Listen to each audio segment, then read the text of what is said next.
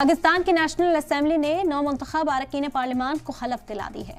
पाकिस्तान मुस्लिम league Nawaz और Pakistan peoples party ने 8 फरवरी को इलेक्शन में किसी भी पार्टी के कोई फैसला को नतीजे नहीं आने के बाद नई सरकार तश्कील कर ली है।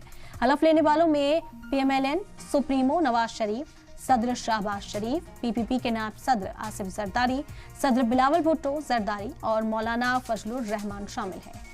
पार्लियामेंट का इजलास 1 घंटे की देरी के बाद हंगामे के साथ शुरू हुआ। पाकिस्तान के साबिक वज़ीर आज़म इमरान खान की PTI ने असेंबली के अंदर ही नारेबाजी की। PTI हामी आज़ाद हामी ने इमरान खान और जेल में बंद दूसरे सीनियर PTI लीडरान की फौरन रिहाई की मांग की।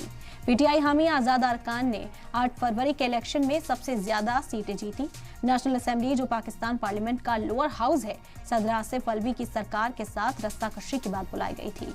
आईनी इल्तिजाम के मुताबिक इलेक्शन के 21 दिनों के अंदर नेशनल असेंबली बुलाई जानी चाहिए और इसी बीच अमेरिका कांग्रेस ने मेंबरान ने बाइडेन इंतजामिया से पाकिस्तान की नई सरकार की मंजूरी पर तब तक रोक लगाने की अपील की है जब तक ये वाज़ेह नहीं हो जाता कि पाकिस्तान में इंतखाब में धोखाधड़ी के इल्जामात साबित नहीं हो जाते।